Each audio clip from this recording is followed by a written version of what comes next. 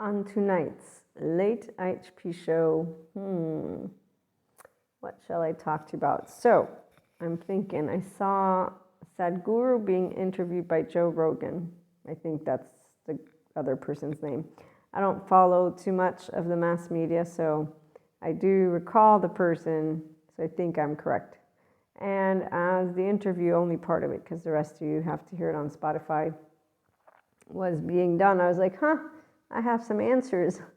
Like when he's basically presenting something along the lines of how when we're born in a certain environment, rightly so, he has interviewed many people, so he understands a basic, or more probably, I don't know, but of trauma. And so as he was explaining something while asking a question, redirecting really a question, and again, we should remember Sadhguru is a guru, so he's not educated in the subject matters of neuroscience, neurobiology, attachment, and furthermore, with an interest in supporting people to heal from trauma. And therefore, there are areas that are not going to be connected. Those dots won't get connected.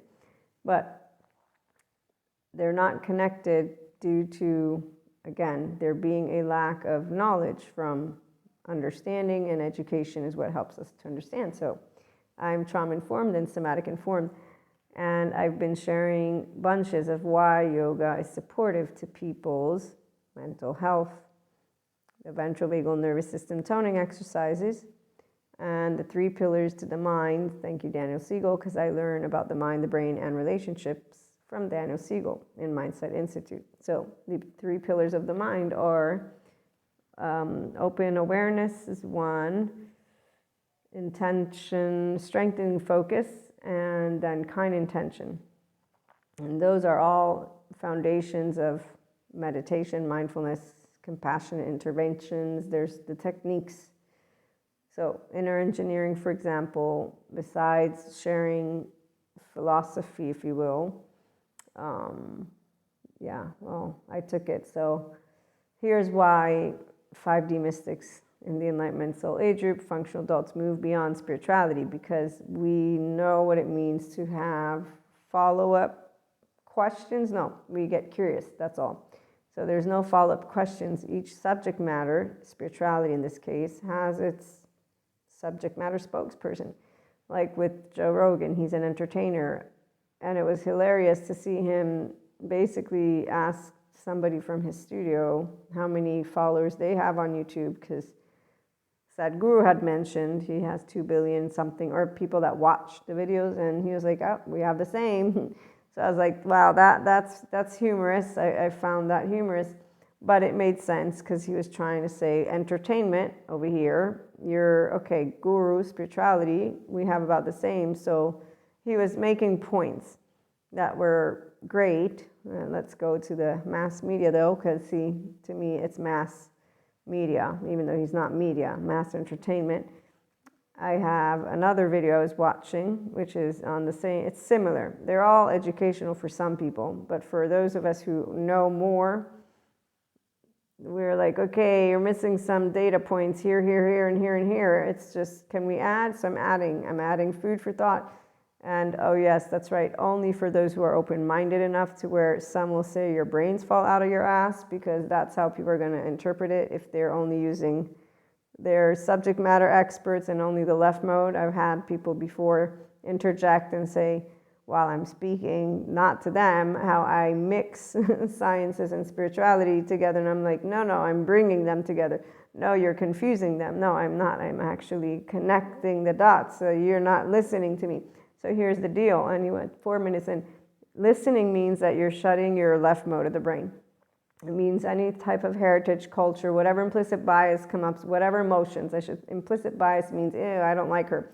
Yeah, so any type of 3-year-old, because I got a 3-year-old in me, I know how to be an adult with it, which means I actually know how to be quiet, even when I'm listening to people that I don't like, because they have things that are interesting. No, because they have data that can be valuable. So I know how to shut I leave my ears open and I say, hey, calm down, Kali, come on in Shiva, and come on in Krishna Lila, and come on in basically functional adult ventral vagal nervous system with my prefrontal cortex. That's all I do because I know I'm being pouty inside. Oh, look, Maria's pouty. Okay, Maria, shut up for a minute. Let's listen to the people talking because they have something important maybe to say. Maybe.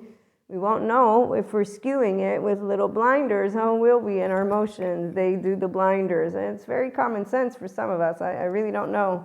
When people say I'm smart, you don't understand how your brain works. How you smart? How you smart? That's what I want to say.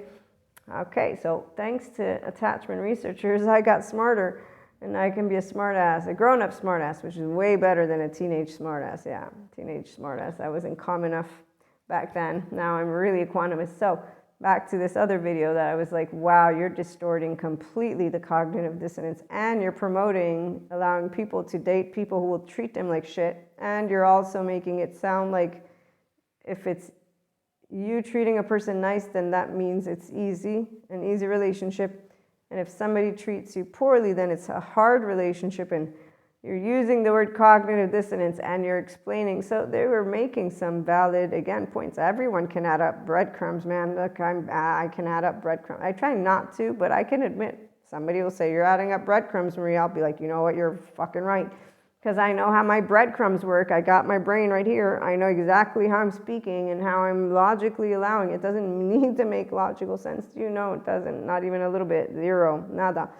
Oh, yes. Or like this other video about frequency and how we'll trigger some people because we're of a frequency that then triggers things that are in their own bodies. Yes, it's called implicit memory. It's not funny.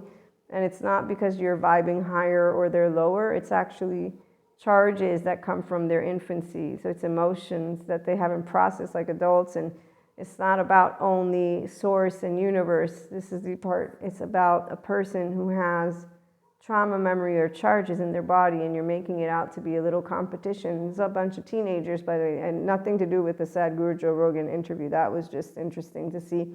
As Sadhguru got asked certain very valuable questions, I was like, okay, the answer to why everything he does works is, let me finish the part that's important, is because ventral vagal nervous system toning exercises, that's our mammalian heritage, and that's your rest and ease and rejuvenate. The left and right mode of your brain, the corpus callosum, it grows, yoga, compassion, all that stuff. People think it has to do with religion. It has nothing to do with religion. It's what you do with the breathing and the silencing. Again, 3 pillars of the mind. That's how you grow your corpus callosum, which connects your left and right. You grow your hippocampus, you grow your prefrontal cortex, and you grow the connectomes. And if you know a little bit of neuroscience, you'll know that the interconnected connectomes, they connect the brain. And if you learn anything about the mind from Daniel Siegel, you'll know that it means integration of the brain. So people will know this, either the good mental health professionals or people like myself who like to support people on personal development, which, by the way, if you get bored, it's because you're not putting into practice your adult ventral vagal nervous system opportunity. Because while you're sitting and pouting, your 3-year-old is sitting and pouting, which is you. You can pout. You can sit in it and say, oh, but I want life to start now. Yes, it's already began. Actually, it began the day you were conceived, you know, but even though we can put that to the side, it's once you're born and out and breathing, and that rupture from the restored embodied self, it really basically screws with all of us, quote unquote. No, it doesn't screw with us. It just ruptures. So we are from a moment of, oh, it's so easy, yeah, to, and this is all in this memory, which is explainable by the people who want to help people. So Sadhguru helps people, but he doesn't know how to explain the brain, the mind, and relationships, because that's not his subject matter. His subject matter is spirituality. People who do personal development, some of them attachment, trauma informed, because we care that much. Therapists, some of them, they don't know any of that, and they don't care that much. They're codependent types who are trying to compensate, or just insecure, or who knows. But the codependent type is actually what makes more sense. Martyrs, superiors, or blamers, which means I want to take care of you. So they end up wanting to be your parent for the rest of your life instead of helping you to learn how to navigate your internal system. Thank you, Bessel van der Kolk. You can't navigate your adult and who you are if you don't know how to handle your nervous system. Your embodied brain is what you need, and that's where, as he was asking, how does it help you work? Well, the person needs to participate. There's one step at a time. So philosophy is great. The exercises are great, but then it's you choosing to be the whole 3-year-old heart of you, having compassion, loving humanity, and let's try and get along, shall we?